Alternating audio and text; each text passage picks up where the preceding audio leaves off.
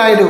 ఈరోజు bulletin point చూస్తే దుర్బంధం భరించలేం, దుర్వాసన కారణంగా ముక్కు మూసుకున్న చిరు వ్యాపారులు నరకం చూస్తున్నామని అంటూ ఇక్కడ చిరు వ్యాపారుల దుస్థితి అయితే మనం చూస్తూ ఉన్నాం.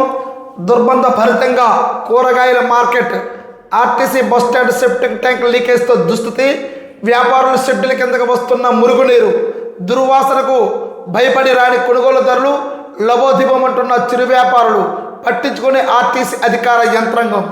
ఇక్కడ మనం చూస్తూనే ఉన్నాం చిరు వ్యాపారుల యొక్క దుస్థితి. అయినా ఎవడు పట్టించుకోడు, అధికార యంత్రాంగం పూర్తిగా నిద్రపోతుంది.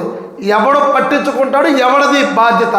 పూర్తి స్థాయిలో ఇక్కడ ఆర్టీసీ బస్టాండ్ దగ్గర అయితే మాత్రం సెప్టిక్ ట్యాంక్ లీక్ అయింది.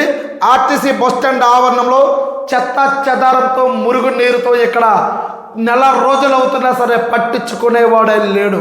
అయితే ఇక్కడ పూర్తి స్థాయిలో ఇక్కడ చిరు వ్యాపారస్తులు దుర్వాసనకి కారణంగా గుడ్డ మూతికి కట్టుకొని వ్యాపారం చేస్తూనే ఉన్నారు. అయితే దీన్ని పట్టించుకోకుండా చిరు వ్యాపారులు ఇస్తే మాత్రం చాలా ఇబ్బంది పడుతూ ఉన్నారు. అలాగే ఆర్టీసీ బస్టాండ్లో ప్రజలు రావడానికి వెళ్ళడానికి అక్కడ నిలవడానికి కూడా పూర్తి స్థాయిలో ఇబ్బంది పడుతున్న దుస్థితి అయితే మనం చూస్తూనే ఉన్నాం. అయితే ఇది కొనుగోలు అనేది దేవుడికి ఎరుగు, కానీ ఉండడానికి ఇబ్బందిగా ఉంది. అక్కడ మండల అధికారులు ఏం చేస్తున్నారో అర్థం కాని దయనీయ పరిస్థితిలో ఉంది రామభద్రాపురం మండలం. అందులో ఇక్కడ పూర్తి స్థాయిలో మండల కేంద్రంలోనే కూరగాయల మార్కెట్ దుర్గంధ భరితంగా తయారైంది. మార్కెట్ను ఆడుకొని ఉన్న ఆర్టీసీ బస్టాండ్కి చెందిన సెప్టిక్ ట్యాంక్ లీకేజ్ కారణంగా మురుగునీరు వ్యాపారుల షెడ్యూల కింద చేరుకుంటుంది. దీంతో దుర్వాసన విపరీతంగా వస్తుంది. అక్కడ వెళ్ళే వారంతా ముక్కులు మూసుకొని మరీ వెళ్ళవలసిన దుస్థితి. అక్కడ చిరు వ్యాపారులు అయితే ఏకంగా మూతికి గుడ్డ కొట్టుకొని వ్యాపారం చేయాల్సి వస్తుంది. అది కూడాను ఇక్కడ ఎవరిప్పుడు కూరగాయలు కొనాలన్నా అమ్మాలన్నా అది పూర్తి స్థాయిలో అనారోగ్యానికి గురవుతూ ఉన్నారు. ఇలాంటి వారిని అధికారులు ఏ విధంగా పట్టించుకోకపోతే అక్కడ ఉన్న మండల అధికారులు ఏం చేస్తున్నారు, కార్యదర్శులు ఏం చేస్తున్నారు, కూటమి ప్రభుత్వంలో గొప్పలుగా చెప్పుకుంటున్న అధికారులకి కనీసం పట్టించుకునే పరిస్థితి ఉంటే ఎవరు దీని బాధ్యత? అక్కడ ప్రజలు బస్టాండ్లో సాక్షాత్తు రామభద్రాపురం మండలంలోని డైరెక్ట్గా వచ్చి చాలామంది అసలు ప్రయాణికులు అయితే మాత్రం ఉండలేని పరిస్థితిలో ఉన్నారు. కానీ ఎవరు కూడా పట్టించుకోవడం లేదు. అక్కడ అధికారులు ఏం చేస్తున్నారో కూడా తెలియని దుస్థితి అయితే ఉంది. అలాగే మరొక కథనం చూస్తే ఇల్లు నిర్మాణాల్లో పురోగతి సాధించాలి అంటూ ఎంపీడీఓ రమామణి అయితే మాత్రం చెప్పారు. మన ఇల్లు మన గౌరవం కార్యక్రమంలో భాగంగా స్థానిక ఎంపీడీఓ కార్యాలయంలో పంచాయతీ కార్యదర్శులు, ఇంజనీరింగ్ అసిస్టెంట్తో మంగళవారం సమావేశమయ్యారు. ఇల్లు నిర్మాణాలకు వేగవంతం చేయాలని, ఆ దిశగా లబ్ధిదారులను చైతన్యం చేయాలని సూచించారు. ఇల్లు నిర్మాణాలకు పూర్తిగా 100 రోజుల ప్రణాళిక వేసుకుని అమలు చేయాలని ఇక్కడ రామభద్రాపురం మండలంలో ఇక్కడ ఈ కార్యక్రమాలు అయితే హౌసింగ్ డిఏ అయితే మాత్రం మాట్లాడుతూ ఉన్నారు. అలాగే మరొక కథనం ప్రధానంగా చూస్తే విద్యుత్ సమస్యలపై నిలదీత. విద్యుత్ శాఖకు సమావేశంలో మాట్లాడుతున్న తహసీల్దార్ బొబ్బులి మండలంలోని కేంద్రంలోని మండల పరిషత్ కార్యాలయంలో ఇక్కడ అధ్యక్షతన వహించి సర్వసభ్య సమావేశంలో గ్రామీణ ప్రాంతాల్లో నెలకొన్న విద్యుత్ సమస్యలపై పలువురు ప్రజాప్రతినిధులు అధికారులను నిలదీశారు. విద్యుత్ సమస్యలపై ఆ శాఖ అధికారులు సకాలంలో పరిష్కరించడంలో విఫలమవుతున్నందుకు తమను ప్రజలు నిందిస్తున్నారని ఇక్కడ సర్పంచులు, ఎంపీటీసీలు అయితే మాత్రం చాలా ఇబ్బంది పడుతున్నట్టుగా మనం చూస్తూనే ఉన్నాం. అయితే బొబ్బిలి మండలంలో సర్వసభ సమావేశంలో అయితే మాత్రం గ్రామీణ ప్రాంతాల్లో విద్యుత్ సమస్యలతో అయితే మాత్రం చాలా ఇబ్బంది పడుతూ ఉన్నట్టుగా మనం చూస్తూనే ఉన్నాం ఈ కథనంలో.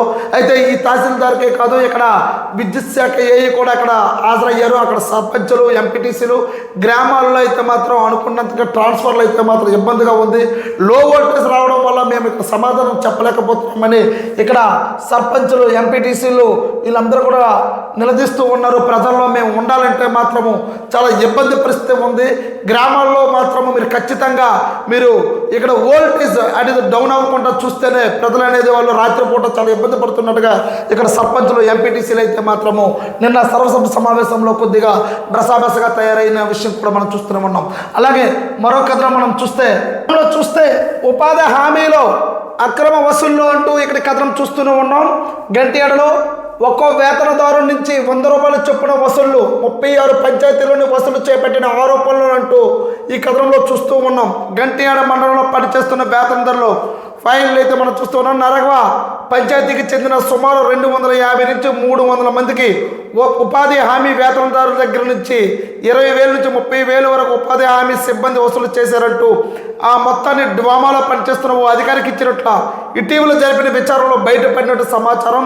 అయితే ఈ కూటమి ప్రభుత్వంలో అవినీతి అనేది జరగదు, అసలు దానికి త్రోవ లేదు అని అనుకుంటే పెట్టి రేగిపోతూ ఉన్నారు అధికారులు. అయితే ఇక్కడ ఈ అధికారులు అయితే మాత్రము ఇక్కడ 20,000 నుంచి 30,000 రూపాయల వరకు ఉపాధి హామీ సిబ్బందికి మేము ఇచ్చామన్నట్టు ఒక ఆరోపణ అయితే మాత్రం వచ్చింది. దీనికి ఆరోపణే కాదు, ఆ మొత్తాన్ని డ్వామాలో పనిచేస్తున్న అధికారికి ఇచ్చినట్టుగా ఇటీవల మనం చూస్తున్న దృశ్యాలు అయితే మనం చూస్తూ ఉన్నాం. అలాగే లెక్కడాం పంచాయతీలో 600 మంది వేతనదారుల దగ్గర నుంచి ఉపాధి హామీ సిబ్బందికి 60,000 వరకు వసూలు చేసిన సదరు అధికారులకు ఇచ్చినట్టు తెలిసింది. అలాగే ఒక దగ్గరే కాదు, పెనసాంలో చూసిన, మధుపాడ గ్రామంలో చూసిన వీళ్ళందరూ కూడాను ఇదైతే నర్వా జరిగిన విచారణలో వెల్లడింది. నర్వా పంచాయతీలో ఉపాధిలో ఫీల్డ్ అసిస్టెంట్ పనితీరుపై కొద్ది రోజుల కిందట డ్వామా అధికారులు విచారణ జరిపారు. ఈ విచారణలో వేతనదారులకు 100 రూపాయలు చెప్పిన ఉపాధి హామీ సిబ్బందికి ఇచ్చినట్టుగా విచారణ అధికారికి తెలిపారు. ఇదే విషయాన్ని అధికారి డ్వామా అధికారులకు నివేదిక అందించారు. పూర్తి స్థాయిలో అయితే మాత్రము ఇక్కడ అక్రమాలకే ఇది ఒక కూటమి ప్రభుత్వంలో ఉన్న అధికారులు అయితే మాత్రము ఎందుకు పట్టించుకోవడం లేదో ఎవరికి కూడా అర్థం కావడం లేదు. ఇది వచ్చేది మచ్చర్లు వేసుకుని ఇక్కడ ఎందుకునంటే మీకు బిల్లు పెట్టాలి అనుకుంటే ఖచ్చితంగా డబ్బులు ఇవ్వాలి. ఇదంతా కూడా ఈ దొల్లతనం అంతా కూడా బయటకు వస్తూనే ఉంది. చూస్తూనే ఉండండి ఎంఈ న్యూస్. నేను మీ ఎంఈ నాయుడు.